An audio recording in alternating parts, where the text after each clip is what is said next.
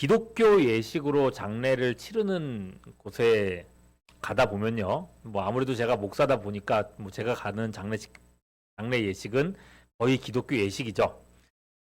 근데 그렇게 가다 보면은 때로는 이제 빈방에서 몸둘 바 모르게 되는 상황이 될 때가 있습니다. 아빠 잃고 슬퍼하는 이제 젊은 친구들에게, 청년이나 우리 학생에게 어떤 이제 연세 많으신 권사님이 막 화를 내시는 거예요. 네. 큰 소리로 막 얘기를 하시는데 뭐라 그러냐면 이런 거예요. 야, 니네 아빠는 예수 믿고 천국 갔는데 너네는 무슨 아빠가 지옥 간 것처럼 그렇게 울고 난리야! 라고 막 화를 내시는 거예요. 그러면서 막 울지 말라 그러고, 아빠 천국 갔는데 그냥 괜찮은 거라고 막 그러면서 얘기를 하시는데, 그러면 목사로서 저는 가슴이 막 철렁 내려앉습니다. 예, 아유, 저 청년들 그 안 나면 어떡하나 이런 생각 들고, 게다가 장례식장에 또 주변에 또 다른 사람들도 많잖아요. 그러면 아유, 또 기독교에 대한 이미지가 또 안 좋아지는 시간이 되겠구나 하는 생각도 들고 되게 참담한 기분이 듭니다. 여러분, 한 사람의 이런 행동이 이게 기독교 전반에 악영향을 미친다는 생각이 드니까 참 마음이 아픈 거예요.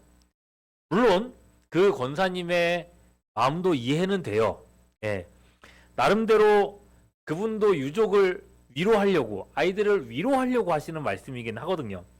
아버지가 천국 가셨다라는 거를 상기시켜 주려고 한 거고, 그걸 그렇게 그 믿음을 가지고 좀 이겨내게 하고 싶어서 그런 이제 말씀을 하셨는데, 서툴다 보니까 세게 말씀하신 거라고 저는 생각합니다. 그러나 마음이야 그런 순수한 마음이 있었다 할지라도 이 행동 자체에는 지혜가 없다고 생각을 하는 게 맞겠죠. 아무리 천국 가셨어도 그 사실을 우리가 믿음으로 알고 있어도 슬픈 건 슬픈 겁니다. 이 땅에서 다시는 못 보게 됐는데 그게 어떻게 안 슬프겠냐고요. 그러니까 그게 맞는 말처럼 보인다고 해서 함부로 우리가 말을 내뱉어서는 안 되겠다는 겁니다. 그런 의미에서 위로에도요, 지혜가 필요하다는 생각입니다. 오늘은 기독교인이 고난당한 사람을 어떻게 위로할 수 있을까? 위로에도 기술이 있다면 어떤 기술이 있을까? 이런 내용을 오늘 욥기 말씀을 통해서 찾아보려고 합니다. 자, 여러분도 이제 욥이 얼마나 대단한 고난을 많이 당했는지 아실 거예요. 예, 지난주에 사실은 욥기 설교를 하면서 욥이 얼마나 대단한 고난을 당했었는지 쭉 나열을 했었는데, 그래서 관영 형제님은 또 그거 다 잘 아실 것지만은 또 아직 모르시는 분들을 위해서 제가 한 번 더 리마인드 해보겠습니다. 우선 욥은요, 자기가 가졌던 모든 소유를 하루아침에 다 잃었습니다. 욥기 1장 3절 말씀을 보면 욥의 소유가 이렇게 쭉 나열되어 있는데, 같이 한번 읽어볼게요. 욥의 소유물은 양이 몇 마리? 7,000마리. 많죠? 양 7,000마리 많겠죠? 여기 대관령 양떼 목장 가면 7,000마리 될까요? 잘 모르겠어요. 그 다음에 낙타가 3,000마리. 그죠? 3,000마리면 어마어마한 숫자예요. 소가 500결이, 500마리고 남나귀가 500마리다. 그리고 그 많은 짐승들을 쳐야되면 모두 많아야겠어요? 동들이 많아야겠죠. 그죠? 목동 이런 사람들이 많이 있어야겠죠. 엄청 많았겠죠. 사람과 짐승들이 환히 있는 그런 진짜 어마어마한 부자였던 겁니다. 욥이란 사람이요. 자, 이런 사람이었는데, 여러분, 이 정도의 그 재물을 갖고 있는 사람이라면 고대 사회를 우리가 생각하지 않더라도 지금이라도 양 7,000마리 이런 식으로 갖고 있는 사람이면 어떨 것 같아요? 부자겠죠. 상당한 부자겠죠. 그죠? 이 정도 사람이면은. 근데 이런 부유한 사람이, 고대 사회는 뭐 말할 것도 없고, 이런 사람이 하루아침에 이 전 재산을 다 잃어버린 거예요. 수천 마리가 되는 걸 하루아침에 싹 날렸어요. 어떻게 날렸냐? 1장 15절에 보면요, 각각 500마리씩 있는 소와 낙이 꼭 1,000마리죠? 다른 종족 사람들이 와가지고 다 뺏어갔다는 거예요. 예. 그리고 칼로 어떻게 했어요? 종들을 죽였어요. 예. 그럼 1,000마리 되는 그걸 다 뺏겼어요. 하루아침에. 그리고 그 사람들 다 죽였다는 거예요. 예. 그리고요, 16절에 보면요, 불이 하늘에서 떨어져서 종들과 또 양을 어떻게 했어요? 불을 살라버렸어요. 여러분, 하늘에서 불이 떨어질 건 뭐냐고요? 이건 도대체 어디서부터 온 불이냐고요? 예. 그 많은 양들과 양치는 목동들도 다 죽었습니다. 그리고 또 17절로 넘어가 보면 이번에는 갈대아 종족이 와가지고 낙타 몇 마리였죠? 3,000마리. 그거 다 뺏어가고 종들은 또 다 죽였어요. 이 종들은 도대체 무슨 잘못이냐고. 다 죽었어요. 여러분, 이렇게 욥기 1장 3절에서 얘기했었던 욥의 그 모든 재산들이 정말 먼지처럼 한순간에 다 없어져 버린 겁니다. 예. 하루아침에 그냥 거지가 된 거예요. 식구처럼 함께 했었던 사람들이 다 죽었습니다. 여러분들이 만일에 이렇게 여러분들이 갖고 있던 것들이 하루없이 다 사라져 버렸다. 어떤 느낌일 것 같아요? 뭐 가져본 적이 없어서 모르겠어요. 그럴 수도 있겠지만은 여러분, 우리가 작게 갖고 있는 거 이것마저도 잃어버리면 우리가 얼마나 큰 충격을 받습니까? 이 많은 것들을 하루아침에 잃은 충격 엄청날 거란 말이죠. 자, 그런데 여기서 끝이 아닙니다. 그 다음엔요, 이 식구처럼 지냈었던 이 종들이 죽었다면은 이번에는 정말 식구가 죽습니다. 18절 19절 보시면요, 욥에게 자녀가 몇 명 있었어요? 10명의 자녀가 있었습니다. 그 10명의 자녀들이 한 자리에 있었는데 집이 무너지면서 다 같이 깔려 죽은 거예요. 자식이 여러분 10명이 있어도 한 명만 죽어도 그게 얼마나 큰 슬픔이겠어요. 그죠? 그런데 다 죽은 거예요. 10명이 다 죽었어. 네. 그것도요, 그 자식이 죽었다라고만 하는 사실만으로도 기가 막힌데 그 내막을 알면 더 마음이 좀 아려옵니다. 뭐냐면 이 10명의 자식들 다 이제 출가해서 결혼한 사람들인데 이 자식들이 왜 한 집에 있었냐는 거예요. 그냥 한 집에 안 있고 다 흩어져 있었으면은 그냥 하나만 죽었으면 됐을 거 아니에요. 그죠? 근데 왜 이 가족들이 한 집에 다 있었는가, 형제들이. 자, 8절 말씀 보면요, 자녀들이 어디에 있었다 그랬어요? 네, 마다들의 집에 있었다 그랬어요. 그 마다들의 집에 다 있었는데 왜 그랬냐? 1장 4절 말씀에 넘어가 보면은 이렇게 적혀 있습니다. 그 아들들이 1장 4절 혹시 넘어갔나요? 없나요 혹시? 없구나. 이렇게 제가 읽어드릴게요. 그의 아들들이 자기 생일에 각각 자기의 집에서 잔치를 베풀고 그의 누이 3명도 청하여 함께 먹고 마셨다 그랬어요. 그림이 그려집니까? 여러분, 형제들이 각각 생일마다 서로 자기 집에 초대해가지고 잔치를 벌이고 같이 즐겼었다는 얘기를 하는 건데, 그러면 여러분 그날 이 자식들이 이 큰형의 집에 다 모인 이유는 뭐였겠어요? 그날이 무슨 날이에요? 누구 생일이요? 그쵸, 맏아들 큰형의 생일이었던 거예요. 여러분, 세상에 이게 무슨 일입니까? 큰아들의 생일날이 온 형제들의 장례식 날이 돼버린 거예요. 네. 그럼 재산 잃는 거 물론 힘든 일입니다. 근데 자식을 잃는 거는요, 차원이 다른 겁니다. 그죠? 그것도 10명 자식 다 잃어버리는 거는, 이거는 힘든 정도가 아니라 사람이 미칠 일일 겁니다. 그죠? 어떻게 제정신으로 살아가요?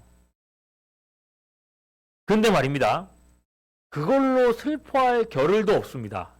또 다른 고난이 찾아오죠. 여러분들 잘 아는 고난. 2장 7절 8절 보면요, 욥의 머리 위 정수리 때부터 발바닥까지 온 몸에 막 종기가 난 거예요. 예. 온 몸이 가려워서 막 긁잖아요. 손으로 이렇게 막 긁잖아요. 손으로 긁는 게 이게 감당이 안 되니까 뭐 가지고 긁었다고 했어요? 질그릇 조각 가지고, 그죠? 그릇 깨진 거 있잖아요. 옛날 그 그릇 가지고 그 깨진 걸 가지고 이렇게 긁어댔던 거예요. 그럼 여러분 긁을 때마다 막 피가 막 나오지 않겠습니까, 여러분? 이렇게 긁어대면 피가 나오고 딱지가 굳고 또 다시 긁으면 피가 또 나오고 거기에 또 딱지가 붙고, 이게 사람 몰골이겠냐고요, 그게. 네. 쩔쩔 못 쓸 거예요. 그래서 욥이 하는 말 중에 밤이 되면 언제쯤 아침이 올까? 아침이 되면 언제쯤 밤이 올까? 사람이 그렇게 슬퍼할 겨를도 없이 그렇게 고통을 당하고 있는 거죠. 여러분, 이런 3단 고통을 막 다 당하고 있는데 이거 감당할 수 있겠습니까? 일반적인 사람이라면 이런 감당이 될까요? 이런 고난이라면? 자, 이런 고난을 당한 사람, 아니 이 정도까지는 아니더라도 이런 슬픔을 당하는 사람이 여러분 친구나 여러분 주변에 이렇게 생겨났을 때 어떻게 위로하면 좋을까요? 어떻게? 도대체 무슨 방법으로 이런 사람들을 위로할 수 있을까요? 자, 이럴 때에 욥을 누구도 위로할 수 없을 것 같다는 생각이 들 때에 욥을 위로할 만한 한 사람이 등장을 합니다. 누구냐? 그 아내입니다. 네. 사실 여러분 생각해 보세요. 욥이 고생을 할 동안에 아내는 고생했을까요? 안 했을까요? 아내는 고생 안 했을까요? 욥이 마음이 아플 때 아내는 마음이 아팠을까요? 안 아팠을까요? 욥이 재산을 잃으면 아내는 재산을 안 잃어요. 욥이 재산 다 잃으면 아내도 같이 거지 되는 겁니다. 욥이 10자식이 죽으면 아내도 자기 배로 낳은 자식들이 다 죽은 겁니다. 아내도 고통스러운 거예요. 그죠? 아내도 위로가 필요해요. 그런데 위로가 필요한데 아무리 힘들고 어려워도 그 어렵다고 해서 누가 나한테 밥 먹여줍니까? 아니잖아요. 누군가는 일을 해야 되는데 욥이 일을 할 수 있어요? 욥이 어떻게 일을 해요? 왼종일 긁고 있는데. 그죠? 아내가 나가서 일을 해야 되는 거예요. 네. 그때의 그 기록에 보면은 성경의 다른 기록에 보면은 욥의 아내가 나가가지고 머리카락 팔고 자기가 식모살이 하면서 사람들한테 비난받고 이런 내용들이 나오거든요. 욥의 아내가 그 자기도 힘든데 그 생활을 책임지고 있었던 겁니다. 네. 이 아내가요, 자기도 고생하고 있지만은 남편이 왼종일 피부 긁고 있는 거니까 너무 안쓰러운 거예요. 그리고 그런 상황에서 여러분 무슨 생각이 들었겠어요, 욥의 아내가? 욥을 쳐다보면서 어떤 생각이 들었을 것 같아요? 여러분이 욥의 아내였다면 어떤 생각이 들었을 것 같아요? 욥이 저 고난 당하는 거 보면 딱 이럴 것 같아요. 하나님도 너무하신다. 그죠? 하나님도 너무하신다. 우리 남편이 뭘 그렇게 잘못했다고 저렇게 하시나? 왜? 욥의 아내만큼 욥을 지켜본 사람이 없거든요. 그죠? 욥이 얼마나 하나님 앞에 순전한 사람인지 욥의 아내는 잘 알거든요. 그러니까 욥의 아내의 마음속에는 그 생각밖에 안 되는 거예요. 하나님도 너무하신다. 그래서 아내가 남편을 편들어주면서 한 얘기가 그 유명한 말씀이에요. 욥기 2장 9절 말씀. 같이 한번 읽어볼까요? 시작. 그의 아내가 그에게 이르되 당신이 그래도 자기의 온전함을 굳게 지키느냐? 뭐라 그랬어요? 하나님을 욕하고 죽으라고 그냥. 하나님 너무하는 거 아니냐고 이렇게 얘기를 한 거예요. 얼마나 그랬으면 그죠? 이게 무슨 말이냐면요. 당신 잘못 아니라는 거예요. 당신 잘못 때문에 이런 고난당하는 거 아니라는 거예요. 잘못이 있다면 이런 부당한 고난을 주시는 하나님한테 잘못이 있는 거 아니겠냐는 거죠. 그렇게 욥의 편을 들어줌으로써 욥을 위로하려고 했던 겁니다. 그러니까 나쁜 사람이라고만 생각하면 안 돼요. 욥의 아내를요. 근데 여러분 이렇게 얘기한다고 해서 이런 말이 욥에게 위로가 되었을까요? 안 되었을까요? 안 되었습니다. 이건 옳은 처방이 아니었어요. 슬픔 당하고 있는 사람에게 아무리 누군가를 탓하고 그렇게 원망하게 만들어도 그 원망하게 만드는 게 그 사람의 마음을 만져줄 수는 없는 겁니다. 한 번씩 온 나라가 힘들 만한 그런 사건 사고가 일어날 때 그래서 막 여러 사람들이 죽고 그 장례식장을 막 세우고 막 언론이 막 스포트라이트를 받고 있을 그럴 때에 그 슬픔 가운데에 이상한 뉴스들이 막 뜨곤 합니다. 어떤 뉴스가 뜨냐? 어떤 정치인이 장례식장에 와서 막 웃었다더라. 이런 뉴스 나오죠.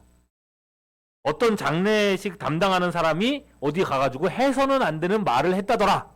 하면서 그 사람한테 막 비난하는 그런 여론이 막 나오게 만들잖아요. 그럼 슬픔 당한 사람에게 집중해야 될 그 상황 속에서 언론이 나서서 그런 얘기를 하는 거예요. 저 사람이 당신에 대해서 안 좋은 말 했어요. 저 사람이 장례식장 와서 당신네 그 아들 장례식장 와서 예의 없게 행동했어요. 이렇게 하면요. 유족들이 위로가 될 거라고 생각해서 그런 건지 모르겠지만은 그렇지 않단 말입니다. 몰라도 되는 정보들을 가지고 유족들을 자꾸 상처만 주는 거예요. 네. 그러니까 여러분 누군가를 적으로 만들고 혐오하는 방식으로는 결코 아무도 위로할 수 없다는 겁니다. 하물며 하나님을 원망하게 만드는 게 신앙인에게 무슨 도움이 되겠어요? 그렇죠? 이렇게 욥의 아내가 외부의 탓을 돌리는 방식으로 위로를 전하려고 했다면, 그리고 그것이 소용없다고 했다면, 이번에는 욥의 새 친구들을 보겠습니다. 욥의 새 친구들은요, 정반대의 처방을 내립니다. 욥기 4장부터 37장까지 욥기 대부분을 차지하는 내용이 욥과 친구들이 논쟁하는 내용이죠. 이 친구들이 무슨 얘기를 했느냐? 압축해서 말씀드리면 이겁니다. 욥, 네가 잘못했어. 네가 잘못해가지고 지금 벌 받는 거야. 이게 욥의 친구들이 하는 핵심 메시지입니다. 네. 욥의 친구들은요, 지혜자입니다. 이들도 하나님을 알고 하나님을 경외하고 예배하는 사람들이었습니다. 이들의 믿음에 하나님은 실수하지 않으신다는 정확한 믿음의 신앙적 고백이 있었어요. 하나님은 공의로우신 분이라는 생각이 있었어요. 그래서 하나님은 실수로라도 잘못, 고난을 주실 리가 없다는 겁니다. 네. 그렇기 때문에 욥의 친구들이 내린 결론, 왜? 욥의 친구들은 욥의 아내처럼 욥을 가까이서 본 적이 없거든요. 그렇게 많이 못 봤거든요. 욥의 친구들이 내린 결론은 뭐예요? 네가 잘못했다는 거예요. 욥, 네가 잘못해서 그래. 네가 뭔가 잘못한 게 있을 거야. 찾아내봐, 생각해봐. 아, 그럼 생각이 안 나? 그러면 뭘 잘못했을지 모르면 하나님, 내가 모르고 지은 죄라도 있으면 용서해 주세요 라고 회개해. 무조건 네 잘못이야 라고 말하고 있는 거예요. 다그치는 거예요.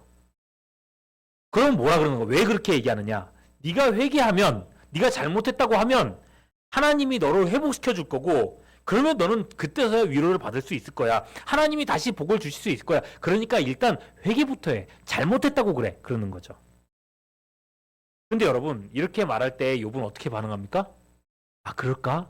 내가 그냥 잘못했다 그러면 하나님이 용서해 주실까? 하나님이 나한테 다시 복을 주실까? 아니요. 거부합니다. 완강하게 거부합니다. 나는 결백하다고, 이 나의 결백을 하나님이 아신다고 하나님께 오히려 탄원을 하고 있어요. 하나님 아시잖아요. 물론 욥에게도 죄가 있습니다. 욥도 원죄가 뭔지 아는 사람입니다. 예. 이 죄 때문에 세상에 고난 들어온 거 욥도 알고 있습니다. 하지만 지금 당하고 있는 그 엄청난 고난에 대해서만큼은 할 말이 있다는 겁니다. 친구들이 얘기하는 것처럼 내가 남모르게 지은 어떤 특정한 죄 때문에 내가 고난당하는 게 아니라는 거예요. 그렇기 때문에 지금의 형편을 모면하기 위해서 거짓된 회개를 하거나, 죄가 생각나지도 않는데 거짓되게 막 회개를 한다거나, 하나님을 막 회유하는 방식으로 그렇게는 하지 않겠다고 얘기하는 거예요. 오히려 적극적으로 친구들한테 대응하죠. 아니야. 내 고난은 거기서부터 온 게 아니야. 그러면 여러분, 친구들이 틀린 말 하는 걸까요? 이게 지난주 제가 설교했던 내용의 핵심이에요. 친구들 틀린 말 했을까요? 틀린 말 안 했을까요? 친구들은 틀린 말 했을까요? 틀린 말 안 했을까요? 틀린 말 아닙니다. 욥의 친구들이 했던 이 많은 말들, 욥을 막 공격하면서 했던 그 말들이요, 다 사실은 구구절절 옳은 말들입니다. 심지어 욥기 5장 13절에서요 이런 말씀이 있어요. 하나님께서 지혜로운 지혜 있는 자들로 하여금 자기 계율에 빠지게 하신다 라고 엘리바스가 욥을 막 공격하면서 했던 말인데, 이 말을 다른 사람도 아니라 사도 바울이 신약성경에서 고린도전서 3장 19절에서 바울이 이렇게 인용해요. 띄워주시겠어요? 다음 말씀. 없어요? 내가 왜 안 띄웠지? 예, 나중에 찾아보세요. 이건 숙제입니다. 고린도서 3장 19절 말씀을 나중에 찾아서 이 말씀 그대로를 바울이 인용을 해가지고 쓰고 있어요. 그러니까 욥을 공격했던 엘리바스의 말도 하나님의 권위 있는 말씀이라고 인정을 하고 있다는 겁니다. 예. 그러나 여기서 중요한 건 뭐예요? 아무리 옳은 말이라 할지라도 이 공격이 욥한테는, 당시의 욥한테는 해당되지 않았다는 게 문제였던 거죠. 그러니까 여러분, 이런 거예요. 아니면 말고 이런 식으로 하는 고소는요, 하나님 앞에서 명백한 범죄라는 겁니다. 나중에 보면요, 욥기 결론에 가서 하나님께서는 이 세 친구들을 책망하는데 그냥 단순한 책망이 아니라 아예 그 번제를 드리라고 하시거든요. 욥기 42장 8절. 자신들을 위해서 숫소 7과 수량 7으로 번제를 드리라고 해요. 예. 그리고 욥이 그들을 위해서 용서의 기도를 해줘야 내가 너희를 용서하겠다고 말씀하시는 거예요. 여러분, 욥의 친구들은요, 욥한테 원인이 있다, 고난의 원인이 있다고 막 생각하면서 네가 회개하면 위로가 임할 거라고 얘기를 했어요. 근데 이렇게 함으로써 욥한테 뭐라 그러죠? 위로를 주려고 했던 거겠죠. 네가 회개하면은 하나님이 위로를 주실 거야 라고 하면서 욥을 위로하려고 했던 말이겠지만, 그거는 사실 욥한테 위로도 되지 못했고 오히려 자신들에게만 회가 되는 말이었습니다. 그래서 욥은요 16장 2절에서 이 친구들을 향해서 이렇게 말합니다. 같이 한번 읽어볼게요. 띄워주시겠어요? 자, 시작. 이런 말은 내가 많이 들었나니 너희는 다 어떤 사람이라고요? 니네들이 위로 잘하고 나한테 왔지. 니네들이 지금 나한테 위로하겠다고 이런 말 하잖아. 근데 니네가 하는 말은 다 뭐라고요? 나한테 재난을 주는 거라고. 재난을 주는 거라고.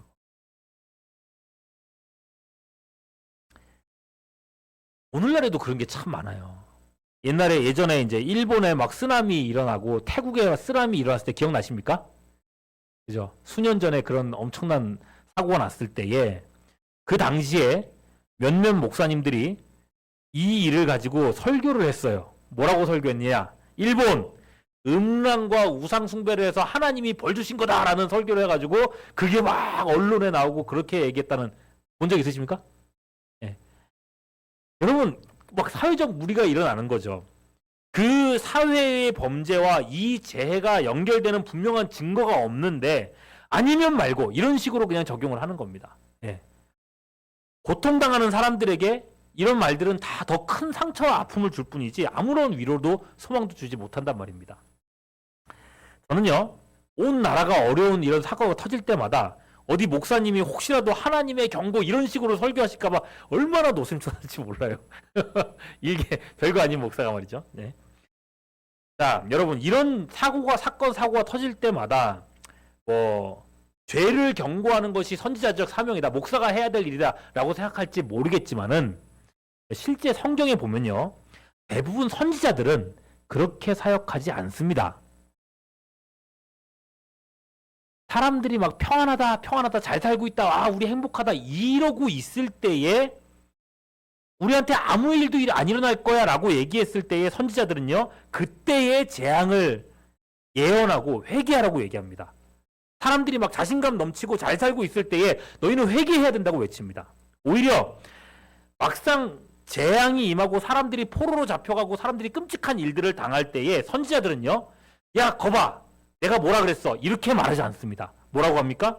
함께 포로로 잡혀가고 포로로 잡혀간 사람들을 위로하는 입장에 섭니다. 그게 선지자적 사명인 거예요. 그게. 오늘 우리들의 모습 좀 보십시오. 평안할 때는 침묵해요.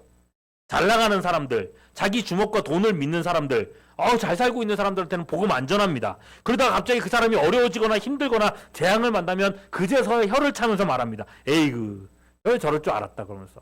예수 안 믿어서 그렇지. 죄 지어서 그렇지. 잘못하는 거 회개 안 해서 그렇지. 그제서야 얘기를 한다는 거예요. 여러분 이건 선지자의 자세가 아닙니다. 그건 위로자는 더더욱 아니고요. 자, 이렇게 우리는 재앙을 만난 두 가지 잘못된 태도를 살펴봤습니다. 하나는 요 재앙 만난 사람의 편에 서서 외부의 탓을 하는 사람이고 또 하나는 새 친구들처럼 하나님의 편에서 재앙 만난 사람들을 오히려 정죄하고 자기는 의인 행세를 한 사람입니다. 둘 다 옳은 게 아니에요. 둘 다 위로가 아니란 말입니다. 자, 그러면 이제 우리는 여기서 어떻게 우리가 위로할 수 있을지 욥이 말하는 위로의 기술이 무엇인지를 생각해 봐야 될 것 같아요. 물론 근본적인 위로는요. 하나님이 주시는 겁니다. 욥기의 결론에 가서 욥이 하나님을 만났을 때 그의 모든 의문과 고통이 끝장이 났습니다. 욥기 42장 5절에서 내가 주께 대하여 귀로 듣기만 하였사오나 이제는 눈으로 배움나이다 라고 하면서 내가 뭔가를 알았다라는 표 얘기를 하고 있죠. 그죠? 자, 그렇기 때문에 먼저는 우리가 누군가를 위로하기 위해서 먼저 해야 될 일은 고난당하는 사람에게 이런 하나님의 직접적인 위로, 성령의 직접적인 위로가 있기를 위해서 기도하는 게 일단은 1번일 것 같아요. 그게 우선일 것 같아요. 그리고 더불어서 우리가 해야 하고 또 할 수 있는 위로도 있다는 겁니다. 예. 그거는 오늘 우리가 읽은 본문에서 세 친구들이 보여줬던 이 세 가지 행동이에요. 그러니까 논쟁을 했을 때 그 논쟁은 욥을 막 재난을 주고 그런 거였지만은 논쟁하기 이전에 세 친구들이 욥을 찾아왔을 때 그 세 개의 구절 안에서는요. 욥이 확실하게 위로를 받았었던 거예요. 그걸 한번 찾아볼게요. 첫 번째, 세 친구들은요. 욥을 먼 곳을 마다하지 않고 찾아왔습니다. 예. 11절 말씀 보시면요. 욥의 세 친구들이 욥의 소식을 듣고 각각 자기 지역에서부터 여기 왔다 그랬어요. 그죠? 엘리바스는 어디 사람이에요? 예, 다음 절 넘겨주세요. 예, 자, 엘리바스는 어디 사람이에요? 예, 대만, 여기 대만 아닙니다. 대만입니다. 안쪽 대자입니다. 대만 사람이었고요. 빌닷은 소아 사람, 그 다음에 소발은 나아만 사람이었습니다. 여러분, 그리고 욥, 이제 이런 지역에 살고 있는데, 욥은 어디 사람이냐면, 1장 1절에 보면, 욥은 어디 사람이라고 돼 있어요? 없고요. 욥은 우스 사람이라고 돼 있습니다. 우스에 살고 있는 사람. 자, 욥이 사는 우스에서부터 엘리바스가 사는 대만이라고 하는 지역은요, 가깝습니다. 같은 에돔이라고 하는 뭐죠? 사해 남단에 있는 지역이고요. 둘은 가까이에서 살고 있었어요. 그러나 빌닷이 사는 수아라고 하는 지역은 유프라테스강 중턱에 있는 지역입니다. 아브라함이 살았던 우르에서부터는 좋기 1000km가 넘는 거리입니다. 서울에서 부산까지 거리 얼마예요? 400km쯤 되나요? 그죠? 400km죠. 1000km면은 거의 2배 이상이 되는 거리인데 거기서부터 여러분 차 타고 온 것도 아니고 그죠? 그 거리를 마다않고 왔습니다. 그리고 소발이 어디 산다 그랬어요? 나아마 지역에 산다 그랬잖아요. 나아마도 마찬가지입니다. 70인경에서는 이곳이 아라비아 남단이라고 돼 있어요.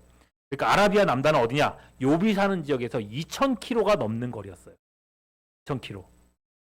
어마어마한 거리인 겁니다, 여러분. 어마어마한 거리예요. 아마도 욥과 가까이에서 살고 있었던 엘리바스가 멀리 있는 그 두 친구에게 소식을 전한 것 같아요. 이 두 친구들은 먼 거리도 마다하지 않고 욥을 위로하기 위해서 찾아왔던 겁니다. 전화도 없고 변변치 않은 교통편도 없는 이 시대에 욥의 소식을 전하는 것부터가 쉽지 않았을 텐데 11절 후반절 보면요. 서로 약속하고 찾아왔다 그랬어요.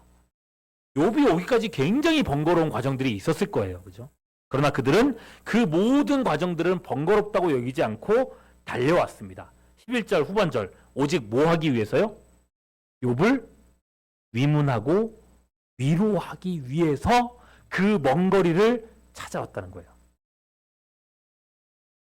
저도 이제 나이가 적지가 않은 나이가 되었고 그 세월 동안에 참 후회되는 일들이 참 많은데 그 중에서 정말 큰 후회로 남는 것 중에 이런 것들이 있어요. 고등학교 때부터 친했던 친구가 부산에 있는 친구인데 어머니가 돌아가셨다는 소식을 들었어요. 안타깝긴 했는데 저는 서울에서 살고 있었고 그리고 뭐 그 다음날 해야 되는 일도 있었고 그러다 보니까 부산까지 갔다 오는 거는 무리가 있지 않겠나, 친구도 뭐 이해해주지 않겠나 하는 생각이 있어가지고 갔다 올 수 있는 시간은 있었지만은 굳이 무리해서 가지는 않고 그냥 이렇게 마음만 전하는, 그죠? 그렇게 했었던 거예요. 근데 여러분 그렇게 해서 넘어갔다고 생각했는데 이게 너무 신기하게 시간이 지날수록 마음이 자꾸만 커져요. 그때 안 갔던 게 뭐 신기하게 계속 그 친구하고 이렇게 통화하고 얘기하면은 그때 갔어야 되는데 이 생각이 계속 커지고 있어요. 줄어들지 않아요. 여러분 고난 당한 사람을 찾아가는 거, 열일 제치고 거리와 상관없이 찾아가는 거, 이게 위로의 기본이겠다 하는 생각이 있는 겁니다. 그리고 두 번째로는요, 12절 보면요, 그가 욥인 줄 알기 어렵게 되었으므로 그들이 일제히 소리질러 뭐 했어요? 울며 각각 자기의 겉옷을 찢고 하늘을 향하여 티끌을 날려 자기의 머리에 뿌렸다 그랬어요. 함께 뭐 하고 있어요? 슬퍼합니다. 함께 울고 있습니다.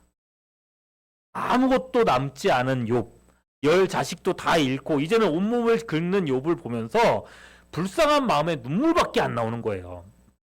울어도 그냥 울지 않았죠. 소리 질러서 울었다 그랬습니다. 이때 상황들을 생각해보세요. 이 세 친구들이 와가지고 아이고 이게 무슨 일이냐, 이 친구야 이게 무슨 일이냐 하면서 막, 그죠? 얼마나 울었겠어요. 옷을 찢고 티끌을 날린 이 참담함과 슬픔을 같이 표현하면서 그렇게 있었던 거죠. 이게 여러분 위로라는 거예요. 이게 위로라는 거예요. 로마서 12장 15절 뭐라고 있는지 한번 같이 읽어볼게요. 시작. 즐거워하는 자들과 함께 즐거워하고 우는 자들과 함께 여러분 고통으로 우는 사람들, 그를 향해서 우리가 할 수 있는 위로는요, 함께 울어주는 것입니다. 자, 그리고 세 번째 13절입니다. 밤낮 며칠 동안이요? 7일 동안 그와 함께 땅에 앉았으나 욥의 고통이 심함을 보므로, 그 다음이 중요해요. 그에게 한마디도 말하는 자가 없었더라. 이게 어떤 함의를 갖고 있는지 느낌이 오십니까? 지금까지 제가 했던 설교를 쭉 들어오셨다면 이 말이 얼마나 중요한 의미를 갖고 있는지. 세 친구가요, 욥기 4장에서 37장까지 어마어마한 말들을 욥에게 막 퍼부어 댔을 때, 이 말을 통해서 욥을 위로하려고 막 수많은 말들을 퍼부어 댔을 때, 그 말들은 무슨 말이든지 다 욥의 가슴에 빗으로 막 꽂혔단 말입니다. 하나도 위로가 되지 않았단 말이에요. 그러나 한마디 하지 않고 그저 울며 함께 있는 시간, 그 시간은 욥에게 위로고 안식이 되었다는 겁니다. 생각해 보십시오. 밤낮 며칠이요? 7일이라는 표현을 썼습니다. 생각해 보세요.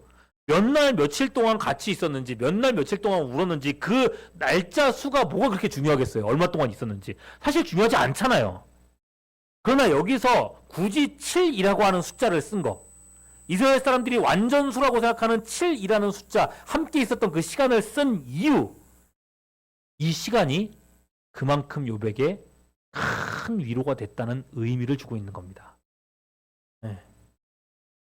슬픔을 만난 사람들을 볼 때에, 그들과 함께 있을 때에 우리는요, 저도 뭐 되게 막 그런데 뭔가를 말해야겠다는 강박적인 사고에 빠지게 됩니다. 아, 무슨 말을 해야 되지? 어떻게 얘기를 하면 위로가 되지? 막 뭔가 단어들을 머릿속에서 막 찾아. 장례식장 가면 특히나 그래요.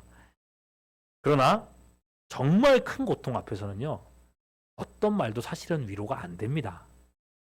오히려 그 말에 그런 말들 때문에 상처받다는 얘기를 더 많이 들었던 것 같아요. 성경학자들은요, 오늘 성경학자들이 이렇게 분류를 하거든요. 성경 동그라미 쳐놓고 그러잖아요. 분류 하잖아요.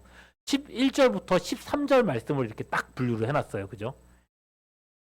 마치 이 말씀이 성도가 나눌 수 있는 위로라고 말하는 것처럼 학자들은 이렇게 나눠놨어요. 우리는 날마다 크고 작은 사건들을 접하고, 또 사람들은 위로를 필요합니다.